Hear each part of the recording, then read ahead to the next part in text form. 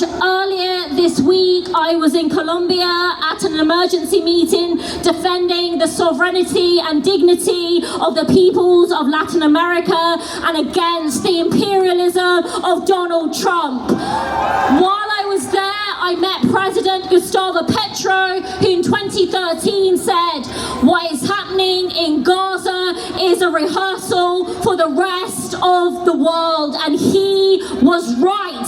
This is no accident, it is a test to see how much violence, how much starvation, how much death will the world tolerate before it acts.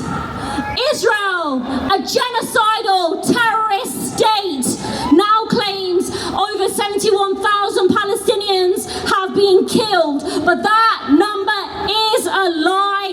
It is much higher.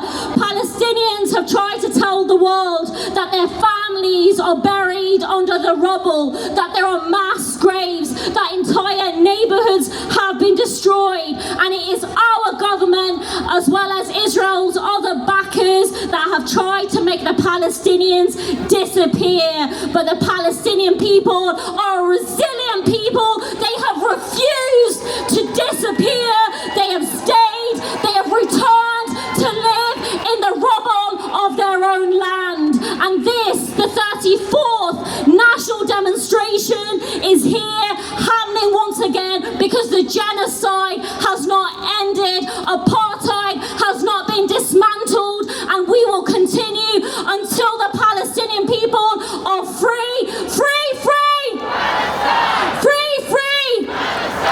And since the so-called ceasefire in October, over 500 Palestinians have been killed. And in the UK, the genocide enablers wear blood-soaked red ties.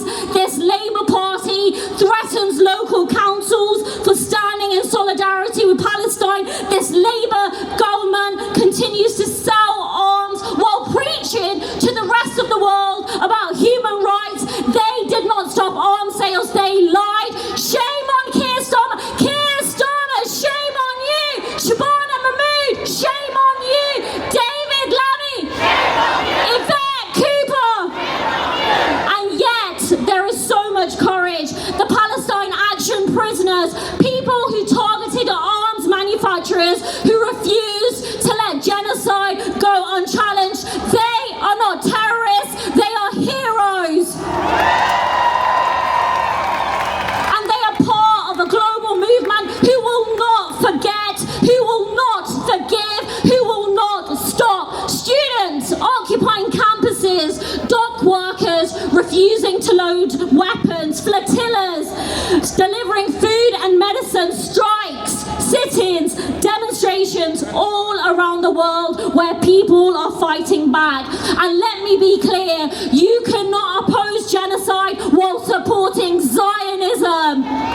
Zionism is a colonial, supremacist ideology built on ethnic cleansing, apartheid and genocide. And to be people who stand for justice, we must be anti-Zionist. That means severing all diplomatic ties with the genocidal apartheid state of Israel. That means shutting down the embassy. That means expelling a genocidal ambassador and treating Israel as South Africa was treated under apartheid as a pariah state. And we must also resist Donald Trump's so-called board of peace. This is a board of colonization with the likes of Tony Blair on its founding executive. Tony Blair is a war criminal who belongs in The Hague. So we march again in our thousands to say no more complicity, no more genocide and apartheid in our name. And it is only the Palestinian people who will decide their future from the river to the sea. Palestine will be free. From the river to the sea. Palestine Solidarity. free.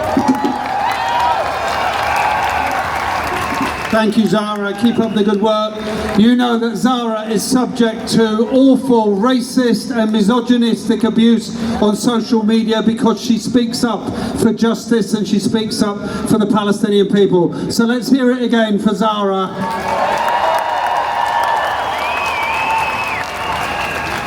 Colleagues, brothers and sisters, you may be aware that there are a pathetic number of UKIP people who have marched in London today. They tried to march in Tower Hamlets